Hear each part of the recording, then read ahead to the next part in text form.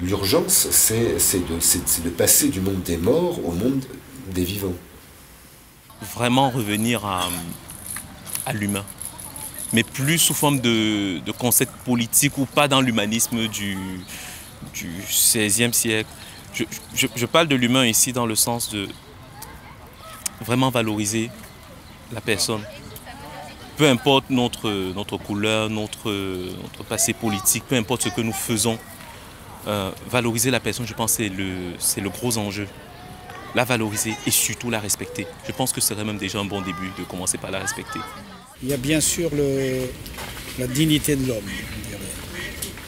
D'éradiquer la famine à tout jamais de cette terre où 8 milliardaires détiennent autant que la moitié de la planète. Au moins un petit peu moins de toutes ces aspérités qu'il y a dans tous les sens. Ça, c'est l'enjeu principal. Et je dirais il va y avoir l'écologie. Ça, on en parle, mais ça va mettre tout le monde d'accord un jour. Hein. Je suis un peu cynique en disant ça. Je rêverais pratiquement même que...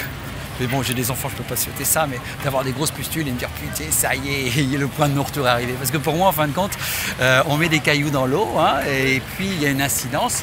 Et même si on s'arrêtait là, il y aurait toujours une incidence. Et je pense que cette incidence-là est dramatique. Alors, il faut vraiment commencer à arrêter, quoi. Parce que, et comme on continue, bon, voilà. Alors il y a des gens qui aiment le progrès, qui pensent que tout va s'arranger. Moi, je ne suis pas pessimiste, le progrès il est bon, mais dans ce sens-là, je ne crois pas.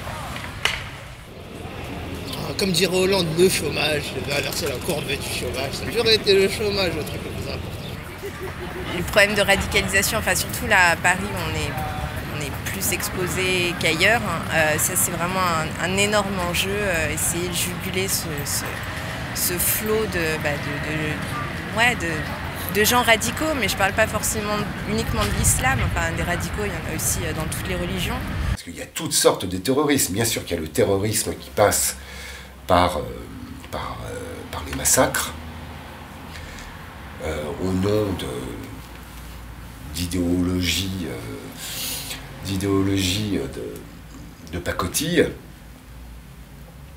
Et puis, il y a d'autres terrorismes. Il y a le terrorisme qu'on connaît, il y a le consumérisme, il y a le terrorisme médiatique, le terrorisme de l'image, le terrorisme de la rentabilité culturelle touristique. Et sans parler de la condition féminine, que ce soit au travail, etc., que simplement la femme considérée par l'homme, je veux dire, à la base c'est ça. Quand l'homme considérera la femme d'une autre manière qu'une machine à baiser, ou une machine à taper, ou une machine à violer, on aura déjà fait un progrès. Je ne veux pas être chienne de garde, parce qu'il ne faut pas non plus exagérer, mais enfin, il ne faut pas l'oublier, ça, c'est la base. Je pense que le vivre ensemble ne peut être qu'une conséquence naturelle qui n'a pas besoin d'être enfermée dans un concept, qu'à travers la question du faire ensemble, de comment est-ce qu'on peut faire ensemble, comment est-ce qu'aussi on peut défaire ensemble, parce qu'on nous parle de vivre, de faire, mais je pense que le faire ensemble est quand même l'urgence, mais il y a aussi à défaire. Le problème, c'est qu'on est sans arrêt dans des rapports d'action-réaction. On vit beaucoup, là, dans ce qu'on vit actuellement, comme c'est une grosse transition, on est face à toute la mer des fonds de marécage qui remontent à la surface.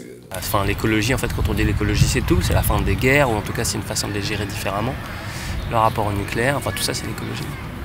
C'est notre façon de penser notre rapport à la nature, donc à notre nature aussi. Les gens ne soupçonnent pas ce qu'est la guerre parce qu'ils ne l'ont pas vécu. Il y en a très peu maintenant, de moins en moins. Et ils n'ont pas idée, même au plus haut niveau, ou alors c'est une démonstration qu'ils font vis-à-vis de la population.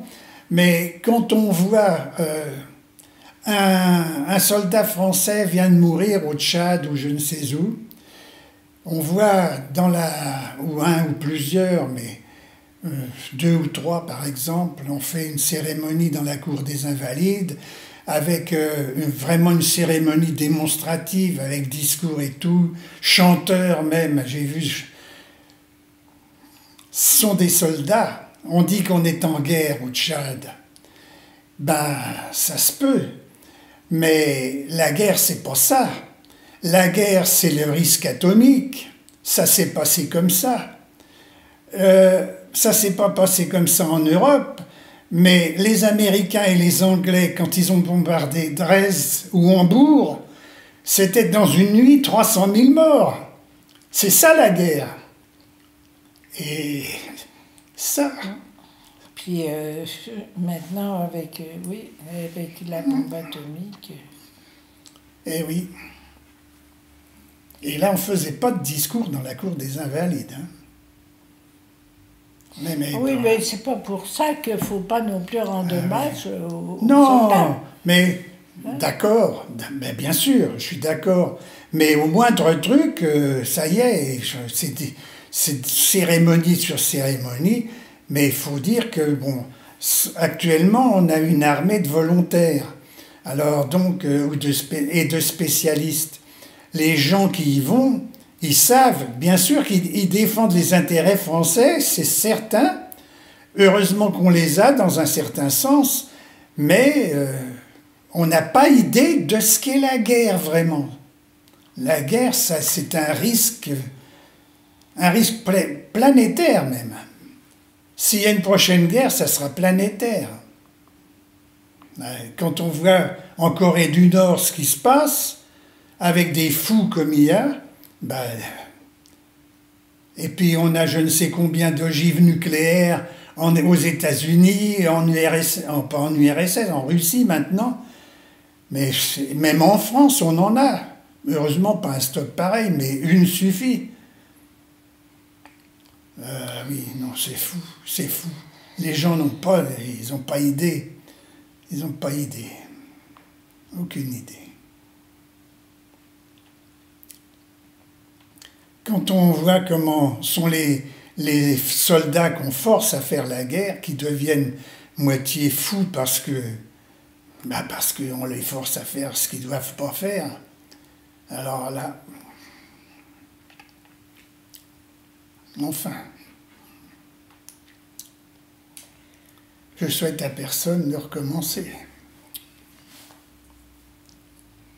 Demain, les prochaines années, ça va être aussi des questions d'enjeu de nos outils au service de quoi. Voilà, ça pour moi, ça c'est un grand enjeu, quoi.